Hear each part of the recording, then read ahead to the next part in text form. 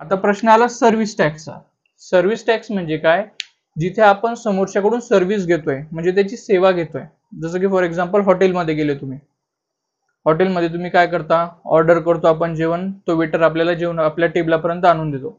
आपल्याला स्वतःला किचन पर्यंत जायची गरज पडते का? स्वतः बनवू, स्वतःला वाढू असं करतो का आपण? नाही. आपण काय करतो, त्या हॉटेलची सर्व्हिस घेतोय. तिथला आचारी, तिथला वेटर, तिथली इलेक्ट्रिसिटी यूज करतोय आपण ती वापरतोय. ती जी सेवा घेऊ आपण, ती कोणत्या कॅटेगरीमध्ये आली? Service tax. मग जेव्हा आपलं बिल येतं, त्या बिलवर पण खाली जीएसटी दिलेला असतो हॉटेलमध्ये. तिथे तर काय आपण वस्तू घेतलेली नसते, पण काय घेतलेली असते आपण? त्यांची सर्व्हिस. त्या ठिकाणी लागतं गुड्स अँड सर्व्हिस टॅक्स. कळलं? भारतामध्ये हा लागू केव्हा झालेला? बघा तिथे डेट दिली आहे, 1 जुलै 2017. अंडरलाईन करा त्याला, एमसीक्यू ला आलेला आहे तो प्रश्न. जीएसटी भारतामध्ये केव्हा लागू झाला? 1 जुलै 2017 मध्ये.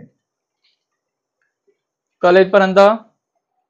आता नेक्स्ट बघा, हा जो जीएसटी आहे याचे दोन टाईप पडतात पुढे, सीजीएसटी, एसजीएसटी. पुस्तक बंद करा सगळ्यांनी. सीजीएसटी आणि SGST.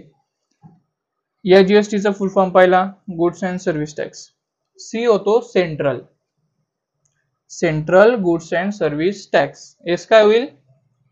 State, state goods and service tax. याचा अर्थ काय?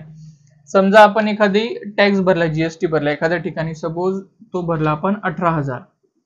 कोणती पण एखादी गोष्ट XYZ कन्सिडर करा, त्याच्यावर आपण टॅक्स किती दिला? 18,000. आता हा जो टॅक्स आहे हा दोघांमध्ये डिवाइड होईल.